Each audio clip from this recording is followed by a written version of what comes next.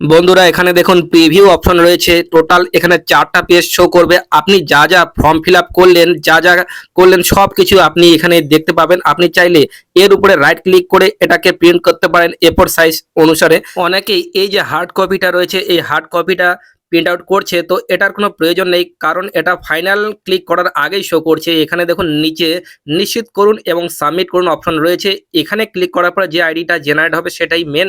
আর এখানে দেখুন তথ্য পরিবর্তনের জন্য ফিরে যান। আপনি চাইলে এখানে ব্যাক করে পুনরায় কারেকশন করতে পারেন বাকি পেজগুলিতে গিয়ে। তো আমি এখানে ফাইনাল সাবমিটে ক্লিক করলাম। এখানে বলা হয়েছে ফাইনাল সাবমিট করা হচ্ছে, কিন্তু ফাইনাল সাবমিট হওয়ার পরে আপনি পুনরায় আর কারেকশন করতে পারবেন না।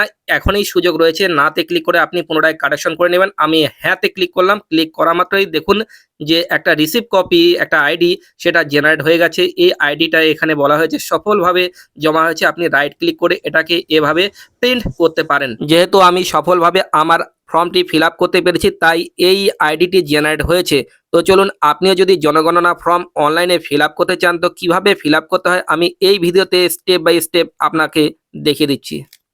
অনলাইনে জনগণনা অ্যাপ্লাই করতে হলে সবার প্রথমে আপনার ডিভাইসে যে কোনো একটি ব্রাউজার ওপেন করে গুগল সার্চ বারে আসতে হবে এবং ওয়েবসাইটে প্রবেশ করতে হবে। ওয়েবসাইটটির লিঙ্ক ডেসক্রিপশনে দিয়ে দিব। ওয়েবসাইট প্রবেশ করা মাত্র এরকম ইন্টারফেস দেখতে পাবেন। মিডিলে আপনার রাজ্য সিলেক্ট করতে হবে। এখানে আমি ওয়েস্ট বেঙ্গল সিলেক্ট করলাম। এখানে ওকে ক্লিক করে দিলাম। এখানে name of the head of the house hold এই জায়গায় ক্লিক করা মাত্রই পুনরায় আপনাকে ওকে করে আপনার যে ফ্যামিলির যে মেন সদস্য তার নাম এখানে লিখতে হবে। আপনি ক্যাপিটাল লেটারে লিখতে পারেন, কোনো সমস্যা নেই। ইমেল আইডির নিচে দেখুন অপশনাল, আপনি ইমেল আইডি থাকলে দিবেন, না থাকলে দিবেন না। নিচে মোবাইল নাম্বার যে কোনো একটা মোবাইল নাম্বার, তারপরে ক্যাপচা ফিল করে গেট ওটিপিতে ক্লিক করতে হবে।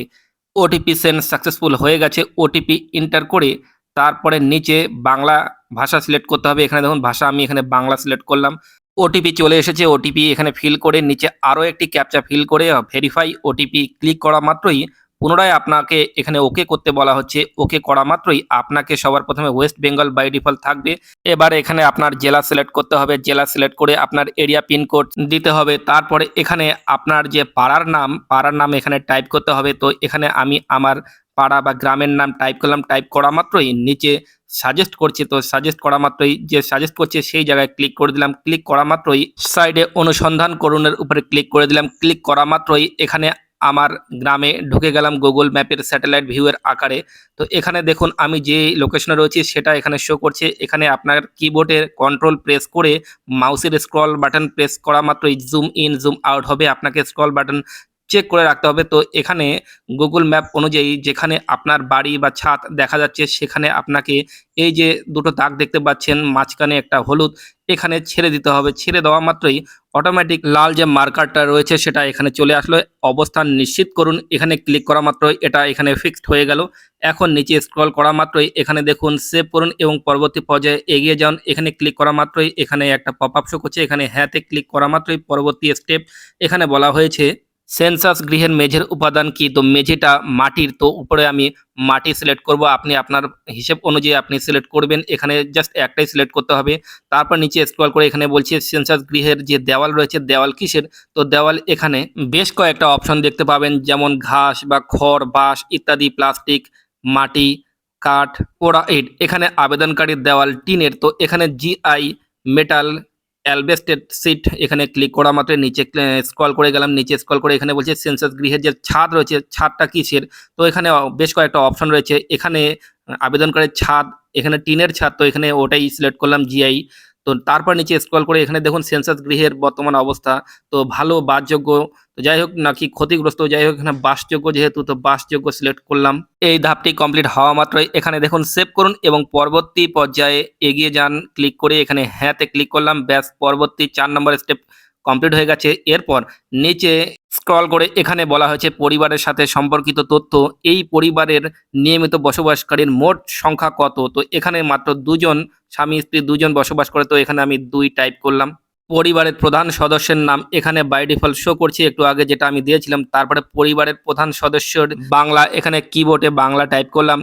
পরিবার প্রধান সদস্যের লিঙ্গ পুরুষ সিলেক্ট করে নিচে স্ক্রল করে এখানে দেখুন তপশিলি জাতি উপজাতি। তো এখানে তপশিলি জাতি উপজাতির মধ্যে নয়, যেহেতু মুসলিম বা ওবিসি, তো তাকে অন্যান্য সিলেক্ট করতে হবে। এখানে আমি অন্যান্য সিলেক্ট করলাম। তারপর নিচে স্ক্রল করে যে বাসযোগ্য গৃহের বিবরণ সেটা কার, সেটা নিজের, সেটা সিলেক্ট করলাম। তারপরে বাসযোগ্য গৃহের সংখ্যা টোটাল একটা, তো এখানে ১ সিলেক্ট করলাম। তারপর নিচে স্ক্রল করে এখানে এই পরিবারের বসবাসকারী দম্পতির সংখ্যা কত, তো এখানে একজন স্বামী স্ত্রী বা দম্পতি রয়েছে, একজন সিলেক্ট করে তারপর নিচে সেভ করুন এবং পরবর্তী পর্যায়ে এগিয়ে যান। ক্লিক করা মাত্রই এটা কমপ্লিট হয়ে গেল। তারপরে দেখুন পানীয় জলের উৎস কি, তো পানীয় জলের উৎস এখানে বেশ কয়েকটা অপশন রয়েছে, কুয়ো আছে, হ্যান্ড পাম্প আছে, তো এখানে হ্যান্ড পাম্প আমি সিলেক্ট করলাম। তারপর নিচে স্ক্রল করে এখানে পানীয় জলের উৎসটি কোথায়, বাড়ির চৌহদির মধ্যে, ভিতরে নাকি বাইরে, তো এখানে চৌহদির মধ্যে সিলেক্ট করে তারপরে আলোর উৎস বিদ্যুৎ সিলেক্ট করে তারপরে বলছে শৌচালয় আছে কি না, তো শৌচালয় আছে, তো এখানে শৌচালয়ের যে ধরন কীরকম, যেমন এখানে